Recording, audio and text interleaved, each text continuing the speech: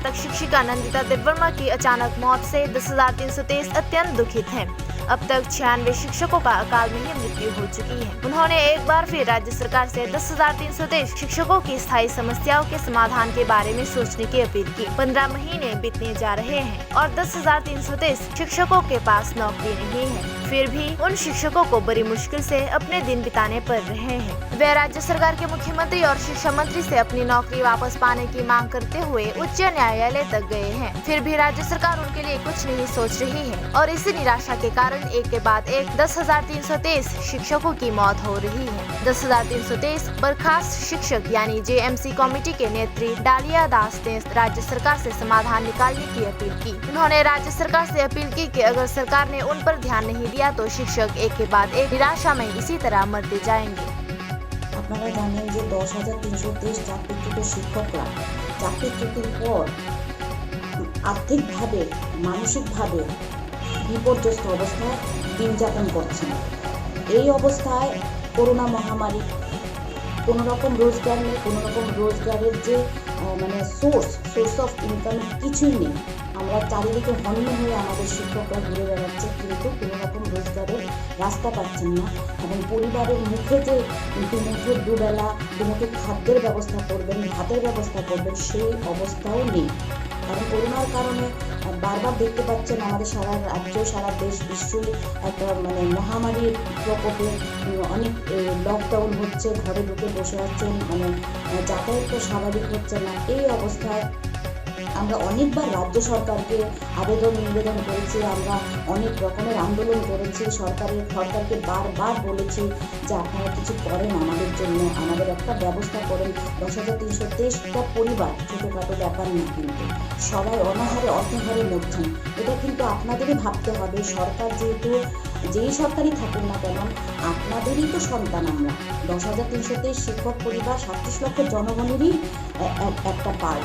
সুতরাং এটাকে খুব ক্ষুদ্র বলে ভাববেন না। এইভাবে কিন্তু দিন যাবে না। আমাদের গতকাল একজন শিক্ষিকা আবারও মারা গেছেন।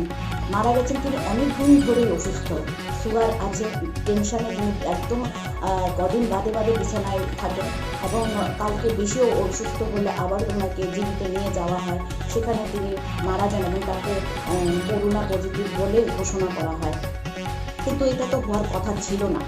ওনার মাত্র বয়স 35 থেকে 36 হবে। একদম উনি ওনার মা বাবার সঙ্গে থাকতেন এবং ওনার ভাইয়ের বউ পরিবার নিয়ে ওনাদের সঙ্গেই থাকতেন। কিন্তু এই অবস্থায় চাকরি গেলে একটা মেয়ে তার বাপের বাড়ির পরিবারে থাকলে পরে স্বামীহারা মেয়ে কি একটা পরিস্থিতির মধ্যে থাকতে হয়, সে যেই থাকে সেই বোঝে পরিবারের অবস্থা। এছাড়া প্রত্যেকটা পরিবারের সঙ্গে যদি সরকারের পক্ষ থেকে কোনো প্রতিনিধি কথা বলতেন, বুঝতে পারতেন যে পরিবারগুলো কিভাবে চলছে, না খেয়ে মরছে। পড়াশোনা তো থাক দূর, আর এখন তো এমনিতেই পড়াশোনার ব্যবস্থা লাটিয়ে উঠেছে। করোনাকালে অনলাইন ব্যবস্থা হচ্ছে, সব পরীক্ষার ব্যবস্থা সবটাই তলানিতেই যাচ্ছে। আর রাজ্যের শিক্ষা ব্যবস্থাও সেইভাবে খুব একটা ভালো পরিস্থিতিতে নেই। তাহলে সরকারের অবশ্যই ব্যবস্থা করা উচিত। আজ অব্দি এই ম্যাডামকে নিয়ে, নন্দিতা দেববর্মা ম্যাডামকে নিয়ে, যার বাড়ি কৃষ্ণনগর, গতকাল রাতে মারা গেছেন, এই নিয়ে আমাদের কিন্তু 96 জন শিক্ষক শিক্ষিকা মারা গেছেন। তাহলে আমাদের পরিবারগুলোর কি অবস্থা? 96টা পরিবার কিন্তু অনাথ হয়ে গেছে। এই পরিবারগুলো কিভাবে খাচ্ছে, কিভাবে চলছে, সরকারের পক্ষ থেকে দেখা উচিত না? এত অমানবিক সরকার হলে মুখে কুলু পেটে চোখে ধৃতরাষ্ট্রের মতো পট্টি বেঁধে যদি, গান্ধারীর মতো পট্টি বেঁধে যদি বসে থাকেন, তাহলে আপনারই তো সন্তান, আপনাদেরই তো জনগণ, যে ত্রিপুরা 37 লক্ষ জনগণের একটা পার্ট। বারবার বলছি, গত বছর আমাদের চাকরি চলাকালীন সময়ে আপনারা 35,000 টাকা এই করোনাকালীন সময় দিয়েছিলেন।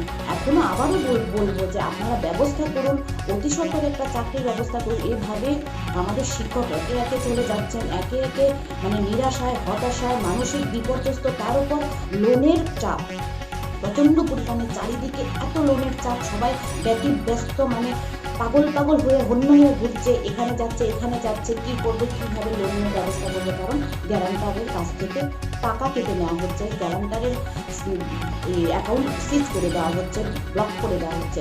আমরা বারবার কিন্তু সরকারের কাছে, ব্যাংকে, হেড অফিসে, চেয়ারম্যানের কাছে, সেক্রেটারির কাছে আমরা বারবার কিন্তু ডেপুটেশন দিয়েছি, বলেছি, কিন্তু কোনো রকম হেলদোল নাই। তাহলে আমরা এবার কি করবো? জনগণই বলুন। এবং আমরা কিন্তু ছাড়বো না। আমরা যখন দেখতে পাচ্ছি একের পর এক আমাদের শিক্ষক শিক্ষিকা আমাদের ছেড়ে চলে যাচ্ছেন, এইভাবে মানে স্থায়ী ব্যবস্থার পরিবর্তে চিরস্থায়ী ব্যবস্থা হয়ে যাচ্ছেন সরকারের কাছে সবার পরিবারের দায়িত্ব দিয়ে, তাহলে আমরা যারা বেঁচে আছি তাদের কি হবে? আপনারা কি চাইছেন আমরা সবাই মরে যাই? তাহলে আপনারা একটা ব্যবস্থা করুন, অতি সত্বর ব্যবস্থা করুন। কবে থেকে বলছে অতি সত্বর ব্যবস্থা করুন? তারপরেও বলবো যে এই করোনাকালীন সময় একটা ব্যবস্থা করুন।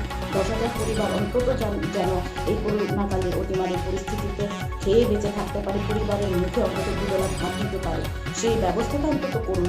গত বছর আপনারা 35,000 টাকা দিয়েছিলেন অনুদান হিসেবে, এবারও আপনারা একটা ব্যবস্থা করুন।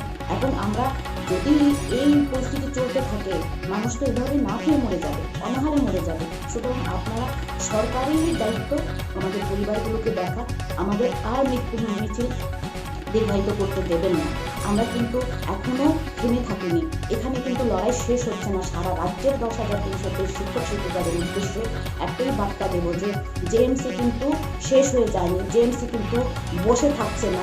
আমরা কিন্তু বিভিন্নভাবে যে যার যেমন করে আমরা কাজ করে যাচ্ছি এবং আমাদের 10,300 শিক্ষকরা যেখানেই মানে আটকে যাচ্ছেন বা অসুস্থ হয়ে পড়ছেন বা অসুবিধায় পড়ছেন, আমরা কিন্তু আমাদের মতো করে বিভিন্ন জায়গাতে সাহায্য নিয়ে আমরা চেষ্টা করছি সাহায্য করার জন্য।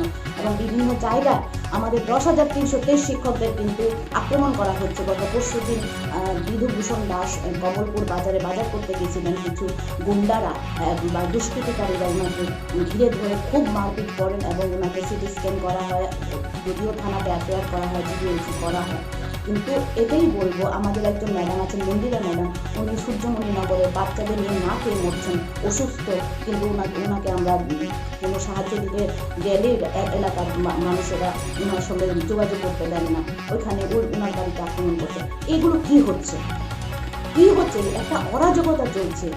এই সরকার যদি এইভাবে চলতে থাকে, সরকার যদি কোনো রকম উদ্যোগ না নেয়, কোনো রকম ব্যবস্থা না নেয়, এই গুন্ডাদের বিরুদ্ধে যারা বিধুভূষণ স্যারকে মারলো তাদের বিরুদ্ধে অতি সত্বর একটা ব্যবস্থা নিয়ে সরকারের দৃষ্টি আকর্ষণ করছি যে আরক্ষা দপ্তরের কাছে আমরা পুলিশ প্রশাসনকে আমরা নিবেদন করব এবং দাবি করব যে আমাদের যে বিধুভূষণ স্যার কমলপুর সালেমাতে প্রচণ্ড পরিমাণে দুষ্কৃতীরা মারল, তাদের বিরুদ্ধে থানাতে এফআইআর করা হয়েছে, তাদের প্রতিসত্তর গ্রেপ্তার করা হোক, তাদের প্রতিসত্তর গ্রেপ্তার করে দৃষ্টান্তমূলক শাস্তি দেওয়া হোক এবং আমাদের 10,300 সারা রাজ্যের শিক্ষক শিক্ষিকাদের যে দুর্বিষহ অবস্থা আছে তাদের ব্যবস্থা করা হোক।